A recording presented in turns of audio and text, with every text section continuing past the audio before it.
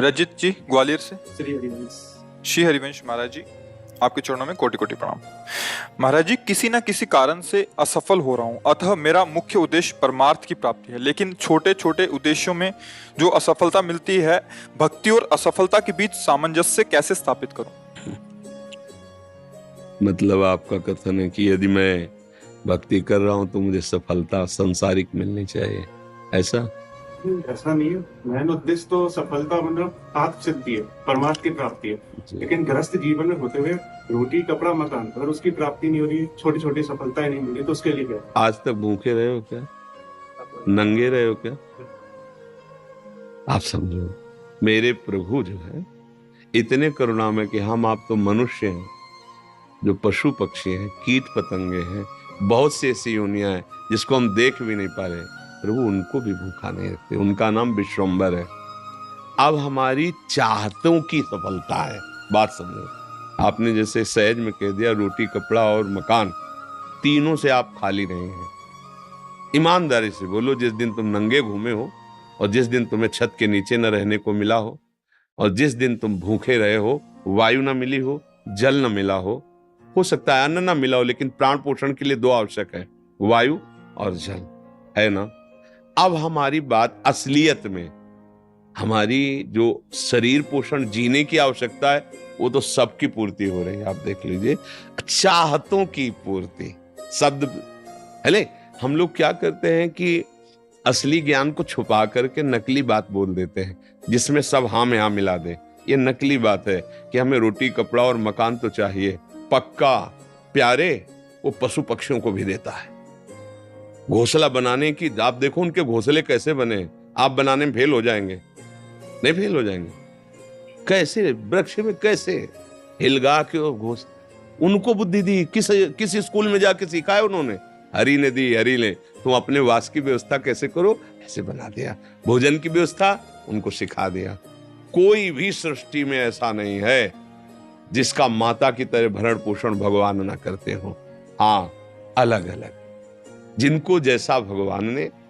अब हमारी जो असफलता है उसमें हमारी चाहत है, मैं कपड़ा तो पहनूं पर ऐसा पहनूं, समझना, रोटी तो खाऊं पर ऐसी खाऊं, मकान तो हो पर ऐसा हो। समझ पा रहे हैं आप? अब इसके लिए हमारा कर्म कार्य करेगा। पूर्व का प्रारब्ध यदि हमारा बहुत बुरा है तो आज तुम बहुत अच्छे आदमी हो, अच्छे मार्ग में चल रहे हो, वो आपको बाधा पहुंचाएगा, आपको सहना होगा। समझ रहे ना? वो आपको बाधा पहुंचाएगा। अब जो ये नाम हम आपको बता रहे हैं कि नाम जप कीजिए, धर्म से चलिए, वो युद्ध करेगा उस प्रारब्ध से, आपको वो गिरने नहीं देगा, आएगा। आप जो कार्य कर रहे हो उसमें सम्यक जो फल मिलना चाहिए नहीं मिला, आपको असंतुष्टता होगी, क्योंकि आपने ऐसे पूर्व में कर्म किए हैं। अब वो आपको बाधा पहुंचा रहे हैं, लेकिन आप भजन कर रहे हो ना, तो आपको निरुत्साहित होने नहीं देंगे। चलो, एक कर्म निष्फल हुआ, दूसरा हम 100 बार उसका अनुष्ठान करेंगे, कितनी बार निष्फल होगा? एक दिन तो सफल होगा ही नहीं, निकल जाओगे, निकल जाओगे। सफलता तुम्हारे चरण चूमेगी। प्रारब्ध कोई देवता नहीं है, हमारा किया हुआ पूर्व कर्म है। हम नया कर्म इतना बलवान करें कि उसको रौंद दे। बात समझे? और उसके लिए अब छोटी मोटी बात नहीं काम करेगी, छोटा मोटा कर्म काम नहीं करेगा। डट के हमें धर्म और डट के भजन विध्वंस करके, अगर विध्वंस ना होते तो फिर मोक्ष कैसे होता? मोक्ष को मतलब जानते हो? सब कर्म नष्ट हो गए अनंत जन्मों के, और इस जन्म के भी बिल्कुल मोक्ष, मतलब बिल्कुल मुक्त, अब कोई बंधन नहीं हो, भगवान का स्वरूप हो गया। तो हुआ तो इसी जन्म में, जो हमने साधना की, जो भजन किया, जो चिंतन किया, जो सत्संग किया, मारा इसने पूरी आग लगा दी। कर्मों को, संचित कर्म विध्वंस हो गए, जमा गोदाम क्रीमाण जो कर रहे हैं, ये चिपकाव फसाव वाले नहीं हुए, क्योंकि सब समर्पित कर दिए भगवान को। प्रारब्ध आया, भजन के बल से उसको भोग रहे हैं, वो मैं परास्त नहीं कर सकता, निकल गए आगे। सुदामा जी की दशा क्या थी? नहीं थी, ये भी व्यवस्था नहीं थी। परिणाम में क्या हुआ? जैसी द्वारिकापुरी वैसी सुदामापुरी। फल की चिंता मत करो तुम। असफलताएं और सफलताएं ये हमारे मार्ग की पड़ाव हैं, कोई गर्मी वाला, कोई सुखद वाला। मार्ग का चलने वाला पथिक इन पड़ावों में फंस करके अपने मार्ग को नहीं भूल जाता है। असफलता तुम्हारे जीवन की सफलता का स्वरूप बनेगी। बस डट करके ऐसा भजन करो, सत्कार्य करो जिससे पूर्व प्रारब्ध नष्ट हो जाए। सच्चाई की, आध्यात्मिक की बात यह है। अब चोरी, हिंसा, अधर्म आचरण तो वो तो पूर्व प्रारब्ध है ही, नया कर्म भी बिगड़ गया, दोनों मिलकर फिर आपको जीना मुश्किल कर देंगे। और होता है, देखो ना, पिता को मार डाला कि जल्दी मरे, हम इस प्रॉपर्टी का दे। पिता को मार डाला, आप जेल गए, संपत्ति यूं ही पड़ी है, तीसरा उसका भोग कर, विवेक खत्म हो जाता है। विवेकवान बनो, जैसी भी परिस्थिति हो उसमें राजी होना सीखो, वो आपके ही कर्म का परिणाम है। और ऐसे नवीन कर्म करो कि विध्वंस कर दो उस प्रारब्ध कर्म को जो तुम्हें झुकाना चाहता है, मिटाना चाहता है। हमारी प्रार्थना को अगर आप समझोगे तो आगे बढ़ोगे। अपना ही कर्म कोऊ न काहू के, सुख दुख कर दाता, निज कृत कर्म भोग सुन भ्राता। तो बोले संतों के पास क्यों जाया जाता है? यही समझने के लिए। अब हम क्या करें जिससे हमारा कर्म हमको परेशान न कर पाए? वो है ज्ञान, वो है भक्ति, वो है भगवान का आश्रय। जब घर में भोज आते हो, भिक्षा भी नहीं मिली, तो पत्नी पूछती कि बच्चों को कैसे जिलाएं? तो तुलसी दल उतारते, ठाकुर को भोग लगाते, आधा आधा तुलसी दल। उनका एक मित्र था जो धनी के यहाँ उपरोहित कर्म करता था, डोली में बैठ के निकलता, पालकी में। वो कहता है, सुदामा जी, हमारे यहाँ जो सेठ है ना, उनके यहाँ चलो, थोड़ी देर श्लोक बोलना। सब व्यवस्था उनका, हमने तो अपना सेठ श्री कृष्ण को वर्ण किया है।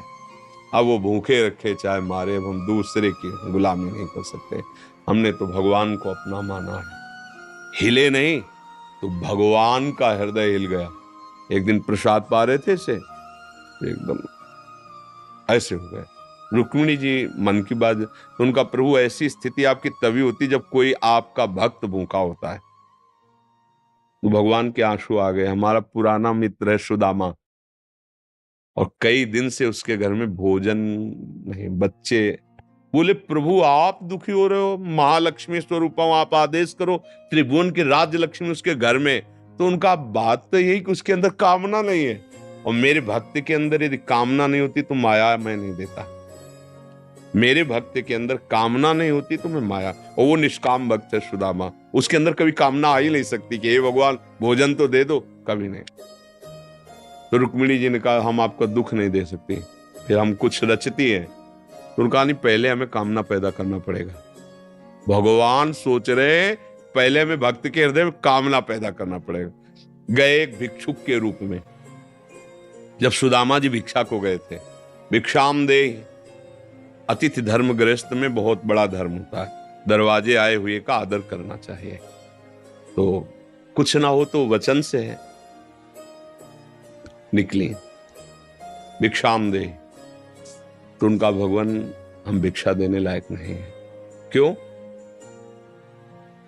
उनका एक पुत्र हुआ है, इसलिए सूदक है। ठीक है, 15 दिन बाद आ जाएंगे। बोले मत आना, क्योंकि हमारे जो पुत्र हुआ है वो दरिद्र नामक पुत्र हुआ है, और इसका सूदक पूरे जीवन में नहीं जाएगा। अर्थात हम दरिद्र हैं, हमारे पास कुछ है ही नहीं जो मैं आपको दे सकूं।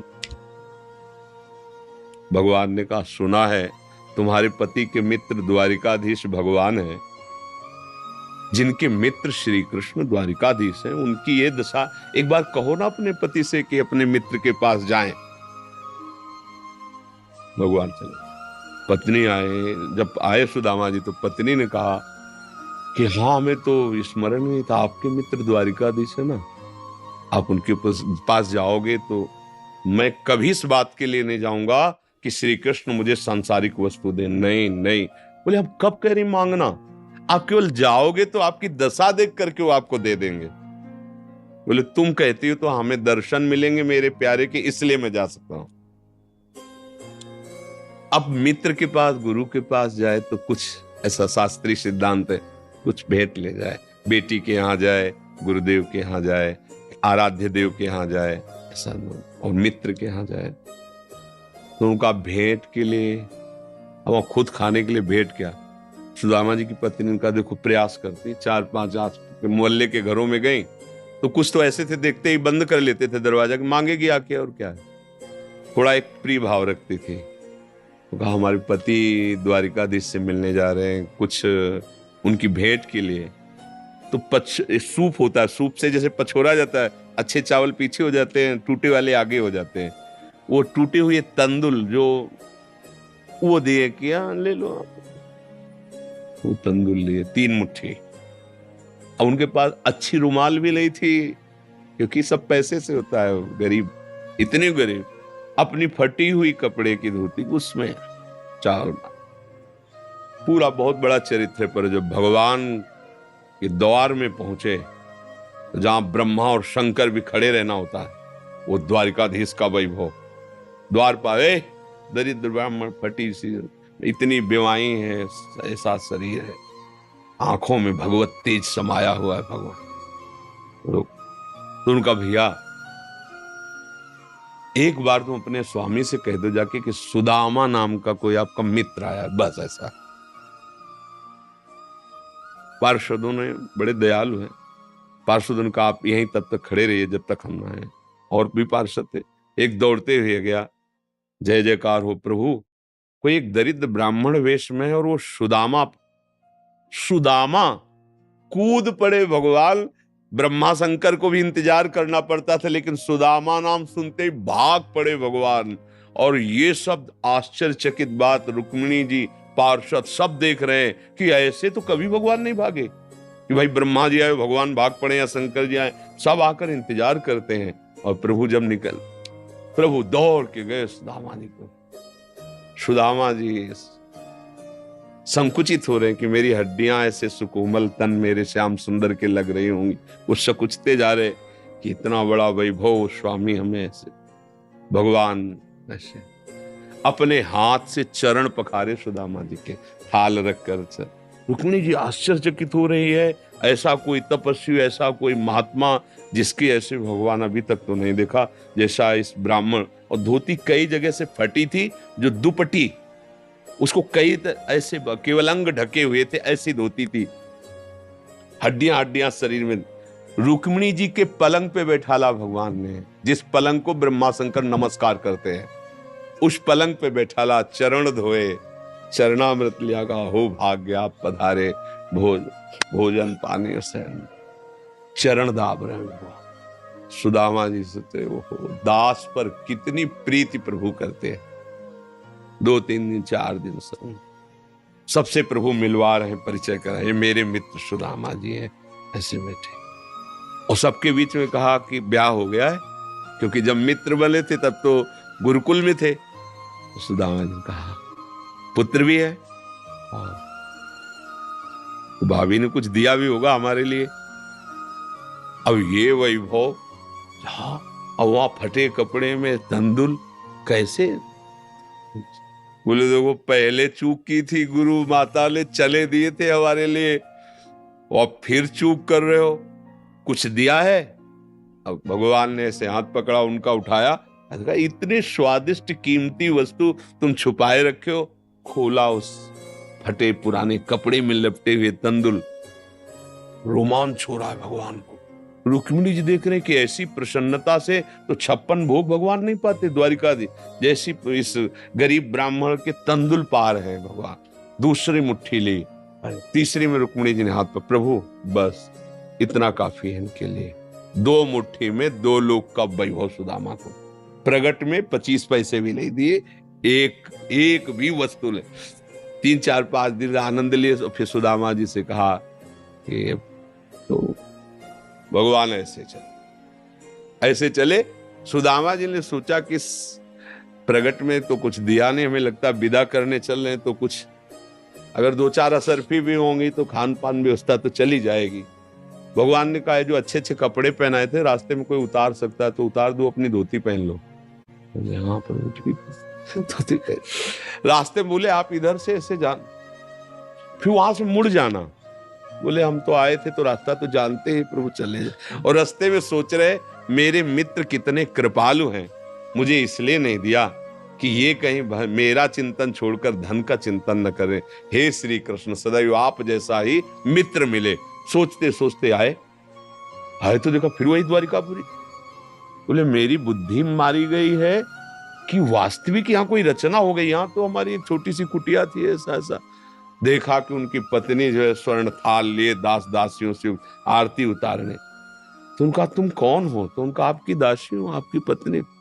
ये सब बोले जिनके पास गए थे ना उन्होंने सब अश्रुपुलकित हो रहे कि वास्तविक तेरे दरबार की आली निराली शान ये देखी, सखावत खुद तेरी गलियों में चक्कर काटते देखा, फैलाया हाथ जिसने तेरे दरबार में आकर तुझे देते नहीं देखा, मगर झोली भरी देखी।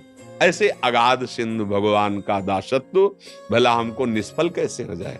हम जो राधा राधा जप रहे हरि हरि, ये कभी निष्फल हो सकता है। पर धैर्यवान रहो, धैर्यवान रहो। समय से जब आएगा तो आप निहाल हो जाओगे। अश्रद्धा मत करो और ऐसा भी मत सोचो कि भरण पोषण हमें नहीं, ऐसा नहीं। त्रिभुवन में कोई नहीं है, सबको जैसे राजी हैं भगवान वैसे सबका भरण। किसी को 1 कुंतल मांस चाहिए तो उस पशु को भगवान उतनी व्यवस्था किए। किसी को कितना चारा चाहिए उतनी व्यवस्था किए। कितना सबको, पूरी सृष्टि को भगवान दे रहे हैं। इसलिए ऐसा तो कभी अश्रद्धा करना मत और धर्म से चलते रहो, नाम जप करते रहो, पूर्व कर्मों से लड़ो, निराश होना मत सीखो। आज सफल नहीं है तो हम कल सफल होंगे। ऐसा नहीं कि हर कर्म हमारा निष्फल चला जाए, ऐसा नहीं है।